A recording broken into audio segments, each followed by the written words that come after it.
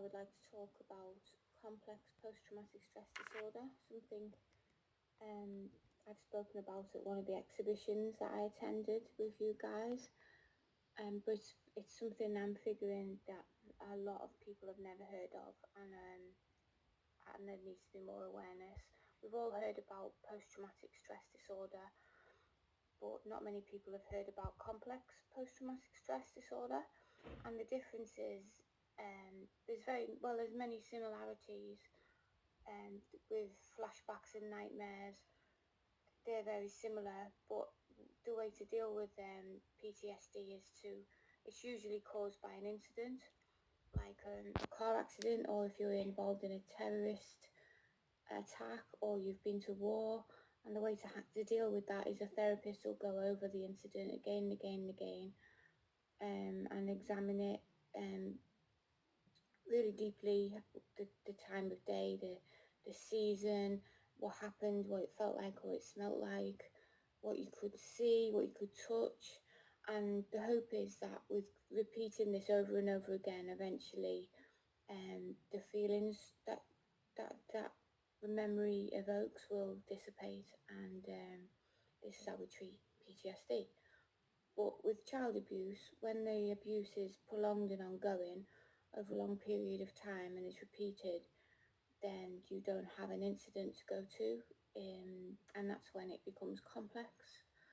And it's a specialist therapist that can handle a client with PTSD, and very often sufferers are misdiagnosed with having bipolar disorder or borderline personality disorder, and they're given a label, a mental health, mentally ill label, which isn't the case. What we're actually suffering from is a reaction to trauma from childhood. So to label us as mentally ill is giving us yet another label and another stigma to try and handle. When I said we suffer this, because I've been diagnosed with complex PTSD last year.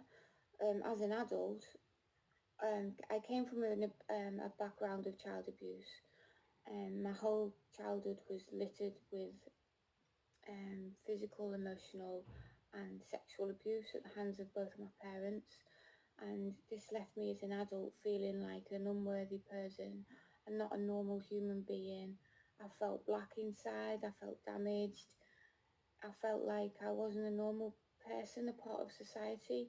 I felt very, very unlovable. Um, I have no self-confidence, and self-esteem is really low.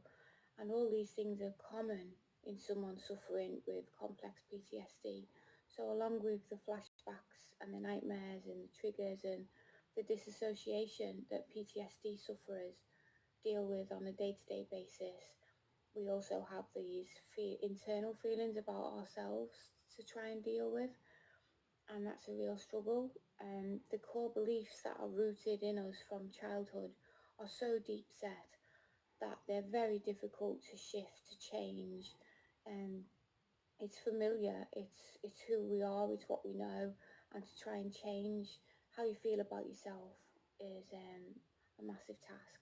I believe there's a therapy called EMDR that is extremely successful in dealing with complex PTSD, and I was hoping to get this therapy myself, because traditional um, cognitive behavioural therapy, although it did help me a lot, it hasn't helped enough, and I'm hoping that EMDR would. And but as we know, in our country the waiting lists are extremely long for therapy sessions.